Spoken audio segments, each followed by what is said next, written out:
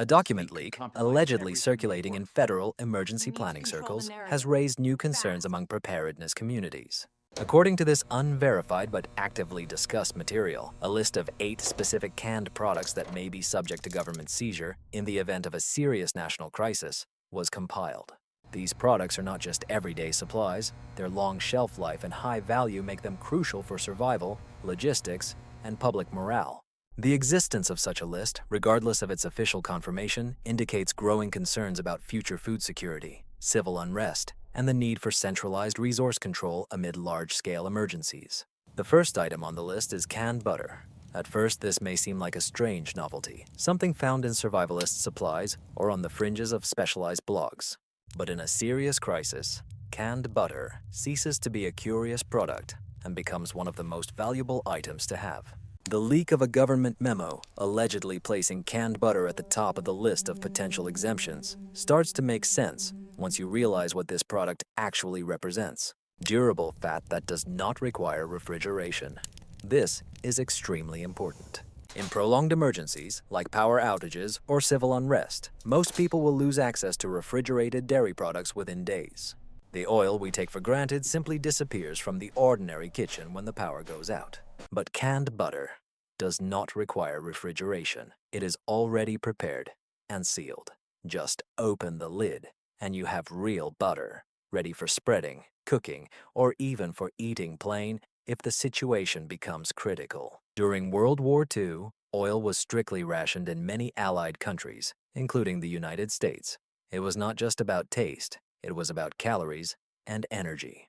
Butter is highly caloric, and in wartime conditions when food supplies were limited, it became a matter of special value. Families were issued tiny monthly rations and often had to use margarine or fat substitutes when real butter was unavailable. This historical context is not lost on modern emergency planners. They remember what happens when fresh dairy products become unavailable for months or years. In the event of a serious emergency, such as national-scale natural disasters, wars, civil unrest, or even cyber attacks on supply chains, canned butter becomes one of the few truly luxurious high-calorie products still available. One of the most popular brands in the world of preparedness is Red Feather. The products of this brand are imported from New Zealand. It is real pasteurized butter, packed in a jar, that does not require refrigeration until opened. Some banks have a shelf life that can reach 10 years or more when stored in cool conditions. People who have tried it claim that it is indistinguishable from fresh butter. This is why it is so loved by those preparing for difficult situations. It's not just about calories, but also about morale. In a cold, dark house running on backup power, where day after day they eat simple rice or beans, the taste of real butter on bread or in a dish can become a true psychological salvation. This creamy, rich taste reminds people of normal life, comfort, and the time before the crisis. A leak of a memo reportedly highlights this moment. Although canned butter is not a common product in homes today, it has strategic importance due to its unique role. It can feed people, boost morale, and sustain energy. Therefore, its redistribution in emergencies becomes a priority. The logic is that no family needs to store 5, 10, or 20 cans of oil while thousands of people go hungry. Thus, in the case of food raids by the government or efforts for national reserves, canned oil may become one of the first items sought by officials, especially if it is known that survival groups and forecasters have stockpiled it for years. Websites like My Patriot Supply and Happy Preppers have long recommended storing canned oil as part of any long-term food plan. This simplifies tracking locations where these supplies may be concentrated. If the document leak is indeed happening, it shows how seriously governments consider scenarios involving food crises, as no one loots stores for oil after the first week of a crisis. But those who prepared in advance and quietly stocked up on red oil may soon find that what they considered a comfort item has become a strategic food reserve and possibly a target. The second item is canned bread. Most people outside of New England have never heard of it, but yes, there is such a product as bread in a can, and it has existed for almost 100 years.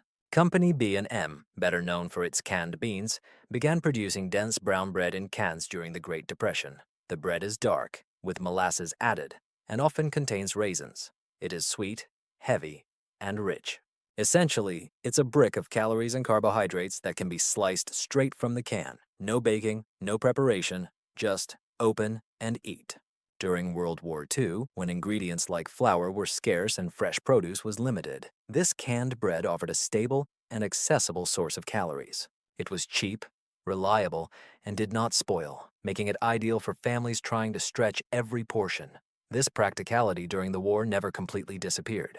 Even decades later, you can still find B&M brown bread on store shelves, usually in the Northeast, often quietly standing next to canned beans, like a relic from another era.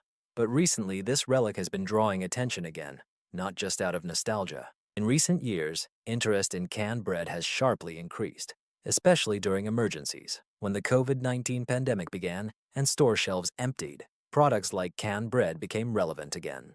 People who had never considered eating canned bread began stockpiling it for their pantries, realizing it doesn't mold. It requires no refrigeration and provides real nourishment with minimal effort. This makes him a wise choice for preparing for crises, and it seems this applies not only to individuals. According to a recent leak from federal emergency planning circles, canned bread has now appeared on the list of products that may be confiscated by the government in the event of a serious crisis. The logic is simple. In conditions of food shortage, especially when the electricity is off or supply chains are disrupted, traditional bread production collapses. To sustain it, working mills, bakeries, trucks, and stores are necessary. But canned bread bypasses all these problems. It is already prepared, packaged, and can be stored for many years while remaining edible. That is why it has reportedly been noted by planners. In case of power outages, grain shortages due to war, or other global crises, canned bread may become the foundation of national rationing plans. It is compact, calorie-rich, and has a long shelf life. All these qualities make it ideal for emergency distribution kits, evacuation shelters, FEMA camps, military bases, and any places where food is needed that doesn't require electricity or special preparation. For those involved in preparedness, this news is concerning. Stocking up on several cans of brown bread has always been considered a strange but practical solution. However, the thought that federal agencies might come for your supplies no longer seems paranoid. This is part of a broader trend where long-lasting products are quietly prioritized for redistribution. Canned bread has seemingly become a necessity rather than just a novelty. In stable times, this curiosity is a luxury, but in chaos, it might be the only available bread. The third is canned bacon. There is something almost mythical about bacon from a can. For most people, this sounds like a novelty, something you might take with you for a weekend in the woods, perhaps as a topic for conversation at a prepper meeting. But recently, it has begun to appear in a much more serious context. According to a leaked emergency planning memorandum, canned bacon is one of the specific long-lasting products marked for possible government seizure in the event of a national crisis. This may seem excessive until you realize what canned bacon represents in a disaster scenario. Let's start with practicality. Bacon usually requires refrigeration. It's fatty, perishable, and not what you would associate with survival food. But when it is fully prepared, strained, and packed into an airtight metal can, it becomes a completely different product. Companies like Yoder's have mastered this process. Each can contains about 50 to 60 slices of cooked bacon, separated by wax paper, tightly rolled and vacuum-packed to exclude oxygen. This means that bacon retains its edibility not just for a year or two, but for 10 years or more, if stored in a cool, dry place. And this is not some processed meat mass, but real, crispy smoked bacon that can be taken and eaten cold or heated with minimal effort. Now imagine a full-scale crisis. There has been no electricity for several days, maybe even weeks. Grocery stores are empty. You eat rice, beans, possibly some canned soup, but nothing with real fats and flavor. Then you open a can of bacon. Suddenly you have something that feels like a full meal. That's why it's considered a morale booster. It's not just calories and protein. This is psychological support, something that helps people feel human again in a grim situation. During World War II, American soldiers were issued canned bacon as part of their field rations for this very reason. This was one of the few comforts included in the field rations, a small reminder of home that boosted the soldiers' morale. And this applies not only to the Army. In 1907, the famous explorer Ernest Shackleton brought more than a ton of canned bacon on his Antarctic expedition. This was not a luxury, but a strategic decision. Bacon was well preserved in extreme conditions, providing dense nutrition, and could be eaten hot or cold. Today, emergency planners think similarly. In the conditions of a prolonged crisis caused by a cyber attack, natural disaster, or economic collapse, long-lasting and high-energy food becomes gold. Canned bacon meets all the criteria, and probably that's why it caught the government's attention. Information leakage implies that canned bacon may be seized from large reserves or even private collections, especially if the emergency is serious enough to trigger executive orders regarding storage or critical supplies. This worries people who quietly accumulated long-term food supplies and are now starting to wonder if their stock of bacon in rice form, perhaps a dozen cans hidden in the basement, is at risk of forced redistribution. The justification is for the common good. But the reality is that canned bacon has turned from an exotic cooking item into something with real strategic value. In a world where the familiar disappears overnight, this thick, smoked piece of bacon suddenly becomes much more important than anyone could have expected. The fourth item is canned cheese. Canned cheese may seem like something from a fantastical pantry of harbingers, but it is completely real. And in times of crisis, this is no joke. In everyday life, cheese is one of those things we take for granted.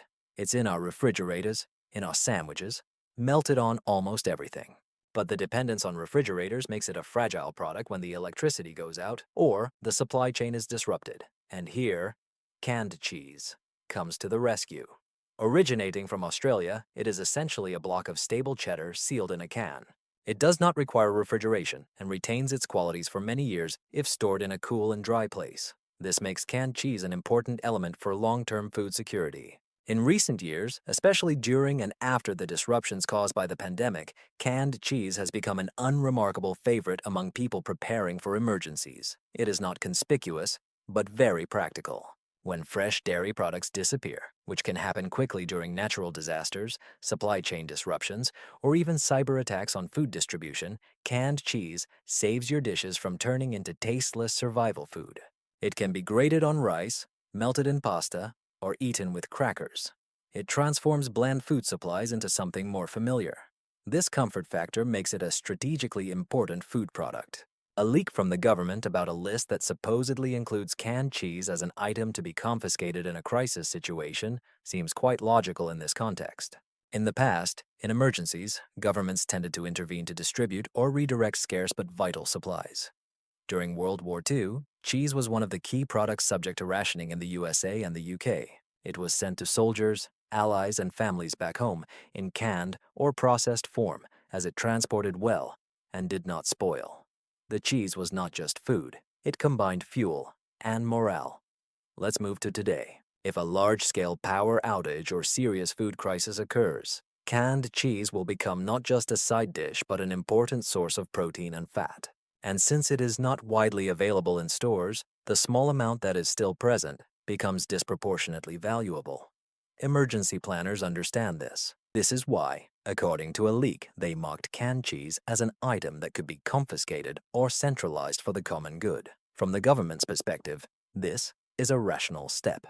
Canned cheese may end up in food ration kits, hospitals, or be used to help vulnerable populations during long-term disruptions. But for those preparing for crises, it feels like betrayal. Many of those who quietly stocked up on niche products like canned cheese did so to avoid dependence on public systems in crisis situations. For them, the idea that authorities might confiscate these supplies for redistribution strikes a nerve. It's not just about food, but also about independence. When the state intervenes and says, "This cheese you have stored, we need it now," it blurs the line between readiness and public obligation. Canned cheese doesn't seem important until it can't be accessed.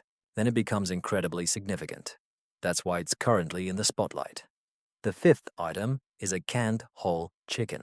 Of all the canned goods rumored to be on the government's blacklist, this one may seem the strangest at first glance, but also one of the most indicative. A whole chicken, cooked and packed in gelatinous broth and placed in a tin can, looks like a humorous product or a survivalist's gift.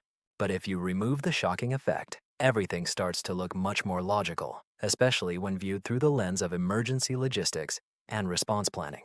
Canned whole chicken from Sweets is probably the most famous example in the United States. If you've ever seen them opened on YouTube or survivalist forums, it's truly a surreal experience. A pale chicken emerges with a wet sound, soaked in its own juices, fully cooked and juicy. Normally, such products are not given much attention. They are not found next to fresh grilled chickens in the supermarket. But that is precisely why they represent such important value behind the scenes. In a prolonged crisis, when refrigeration units become unreliable and supply chains collapse, canned chicken, which can be stored for years without refrigeration, becomes a high-value asset.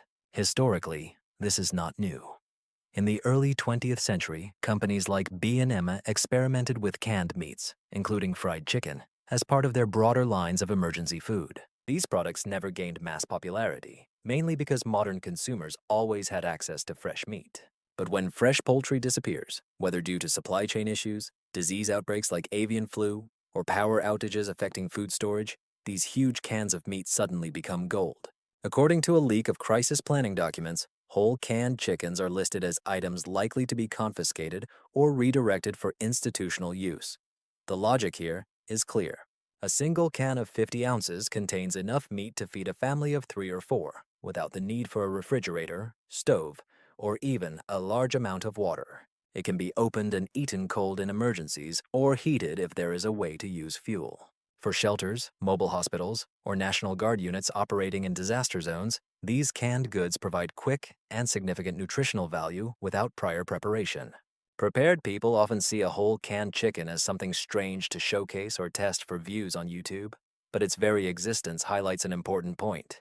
The food industry quietly developed ways to preserve complete dishes without modern kitchen equipment. In a real emergency, these unusual canned goods cease to be strange and become vital. If this list is authentic, it means that government authorities are already calculating and quietly preparing to provide food that can quickly feed the largest number of people without relying on modern infrastructure. A whole canned chicken may look funny now, but if the lights go out, it becomes a strategic dish in a can. The sixth item is canned water. It may seem strange from the very beginning, the idea of water in a jar, but in the world of emergency preparedness, it is actually one of the most valuable resources to store. Water is not just necessary, it is irreplaceable. You can survive several weeks without food, but only 3 days without water. Therefore, the presence of canned water in the leaked government list for crisis situations raises so many questions. Unlike food, most people do not perceive water as an item that can be confiscated. But if you delve into the problems with water infrastructure, it begins to make sense. Under normal conditions, people stock up on plastic water bottles or store tap water in containers. But here's the problem. Plastic containers are not durable. Over time, they release chemicals, break down under heat, and can even allow air to pass through. In contrast, aluminum cans completely isolate their contents. They do not allow light in, are airtight, and more resistant to heating, making them ideal for long-term storage. Companies like Blue Can Market offer canned water that retains its properties for 50 years. This is not just advertising. The water is sterilized, compressed, and packaged for long-term storage. This is one of the main reasons why prepared people, survivalists, and even cautious homeowners secretly stockpile boxes of canned water. It's not for show. It's in case there is a system failure and the tap water runs out. Now imagine what happens in the conditions of a large-scale catastrophe. For example, an earthquake that damages municipal pipes or a cyber attack that disables water purification systems. Suddenly, access to drinking water becomes not just inconvenient, it completely disappears. And it is then that the state intervenes. Since 1988, companies like Anheuser-Busch began canning water for emergencies instead of beer, donating over 90 million cans to help those affected. This cooperation with FEMA and the Red Cross shows how important canned water is in response to disasters. But it also means that there is already an established mechanism, without playing on words, between private canned water supplies and their confiscation during emergencies. If the situation ever gets out of control at the national level, it is easy to imagine that these emergency powers will be expanded. Warehouses may be emptied, retail sales may be suspended, and if you have a year's supply of canned water, it may attract attention. The reality is, without a private well or alternative source, you depend on what FEMA can provide. Therefore, if this information leak is true, it clearly indicates one thing. In the conditions of a serious crisis, water will become not just a commodity, it will be controlled, distributed, and possibly confiscated, starting from those very blue cans in your basement. The next item is canned beef. In any prolonged crisis, when refrigerators do not work and fresh meat becomes a luxury, canned beef quickly becomes a reliable alternative. This is one of those old-fashioned products that has survived over 100 years of emergencies. From the trenches of World War I to the food rations of post-war Europe, this familiar trapezoidal can with a key is more than just nostalgia. It represents safety. Canned beef is dense, calorie-rich, and has a long shelf life. When the power grid fails or supermarket supplies are cut off, these cans become invaluable. According to a leak from an emergency services memo, this does not escape the attention of crisis management specialists. Canned beef in tin cans has apparently been blacklisted for emergency seizure, as it is considered a vital source of protein that can be redistributed in case of a national emergency. This is not mere speculation.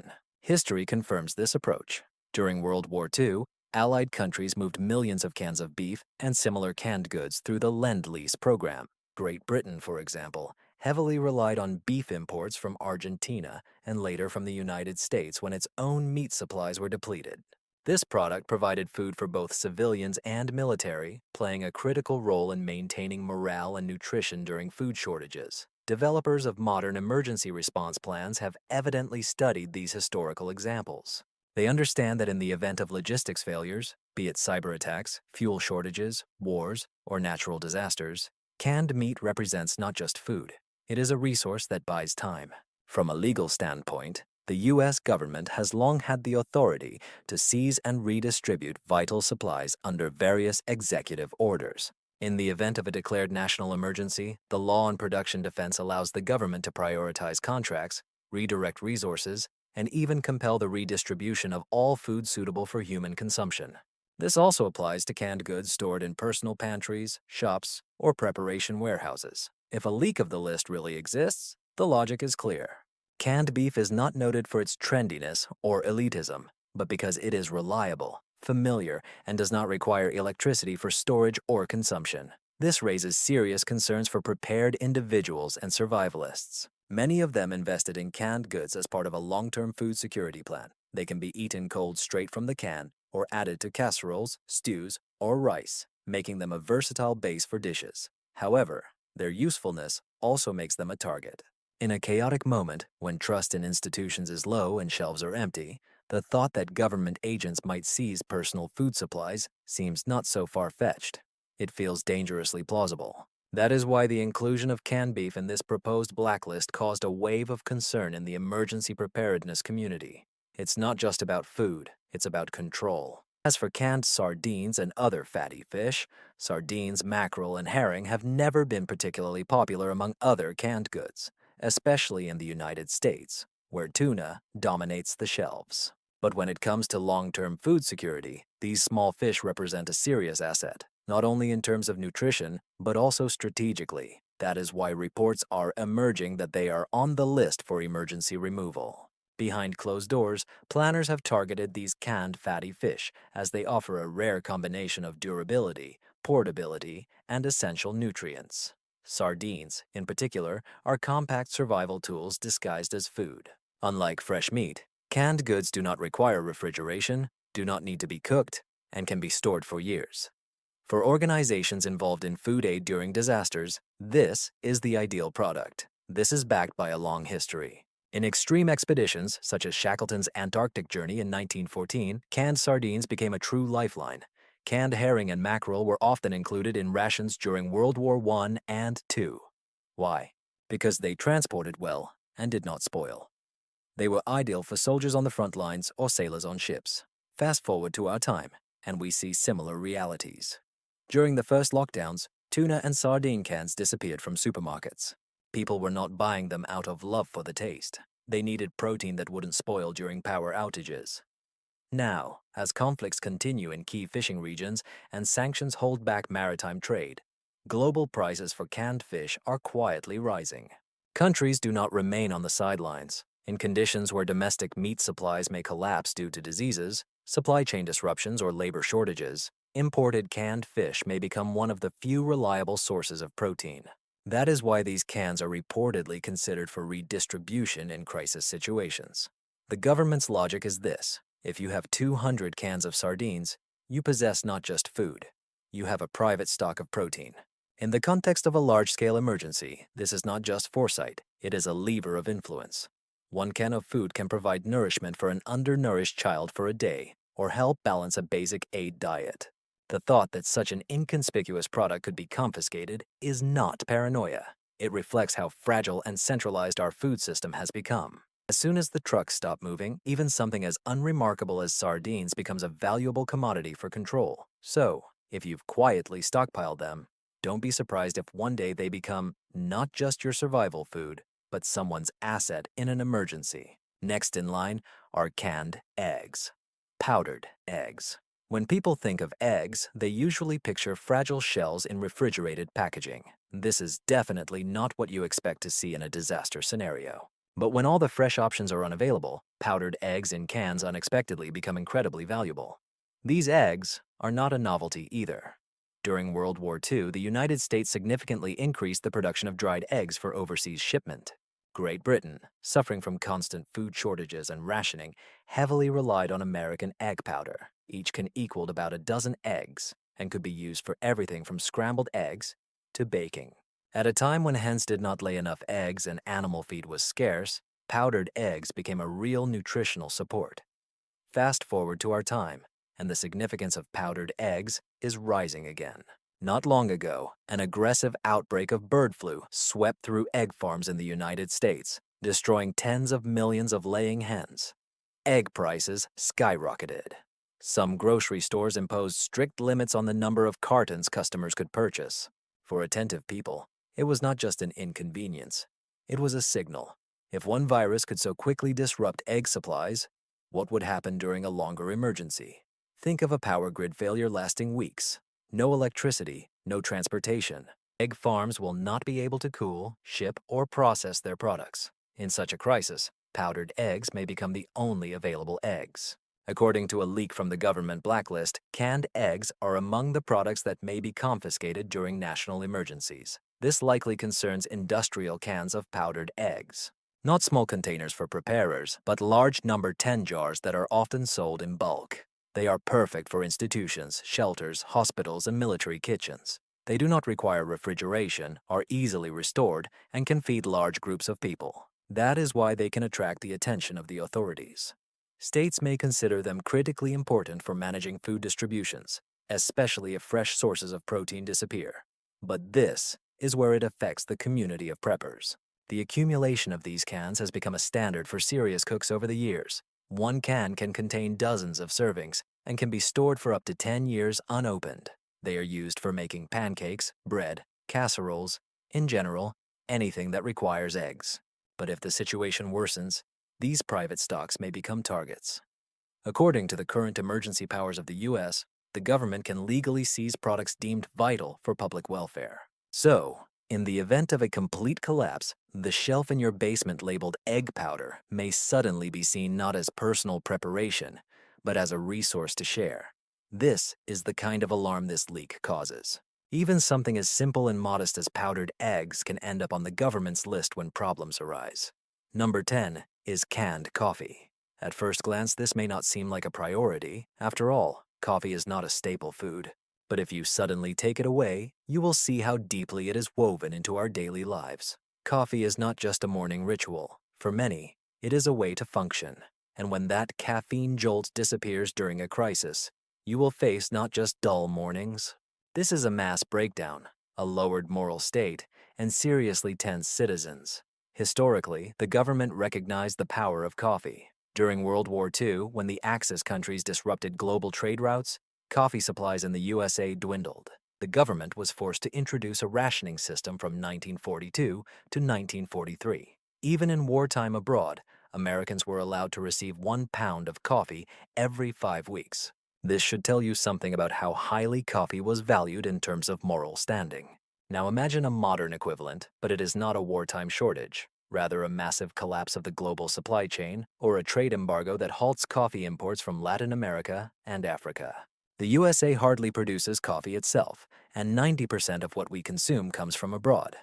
If ports close or delivery slows due to fuel shortages, natural disasters, or international conflicts, coffee will quickly disappear from the shelves. Supermarket shelves will empty in a matter of days, the black market will arise instantly, and those who haven't stocked up will suddenly feel the consequences not only of losing their favorite drink, but also of what helps them cope with everyday life. The leak of the list mentioning canned coffee as a confiscated item should not be surprising when viewed from the perspective of crisis planning. In emergency management, one must consider more than just calories. What helps doctors stay alert during night shifts in a hurricane? What keeps convoy drivers from dozing off while traveling for fuel to remote areas? What prevents the population from sinking into despair when everything around is collapsing? Caffeine. This is the true value of coffee in a crisis situation. It has both psychological and chemical aspects, and it is a stabilizing factor. Therefore, some governments reportedly have emergency plans to control or even confiscate private stocks of long-lasting coffee, especially canned or instant coffee. These cans can be stored for years without losing their potency. They are hermetic, compact, and easily accounted for. In a mass disaster, they are ideal for distribution among workers involved in rescue operations and ultimately among the general public. You may consider it just coffee, but it becomes part of the emergency response infrastructure. People are already aware of this. Many include coffee in their emergency kits, not just for themselves, but for sharing. Coffee in a world without online stores or grocery shops becomes a currency. It is easily transported and in high demand. A single can of coffee can provide you with goods that are hard to find elsewhere. This is the kind of value the state would want to control in a serious emergency, before private stocks turn into speculation. The idea that agents confiscate your coffee may seem paranoid, but it aligns with historical actions. During the war, coffee that arrived in the US was redirected for the needs of soldiers. In fact, coffee was part of nearly every military ration, from World War II rations to modern ones. Soldiers understand the impact caffeine has on combat readiness and morale. Therefore, it makes sense that coffee comes into the view of civil services during a crisis. This scene does not seem fantastic. Small government portions of coffee being distributed to evacuees, medical staff, or firefighters during a power outage. Perhaps it's half a cup a day, maybe it's mixed with dry rations, but one can be sure that the authorities won't leave such a stimulant in the hands of citizens when society is under pressure. All this points to one harsh reality. Even insignificant things become necessary when systems begin to fail, and this is precisely what the blacklist emphasizes. It's not about what is needed for survival. It is about the necessity to keep the situation under control until it gets worse. Coffee in this situation is not just a comfort.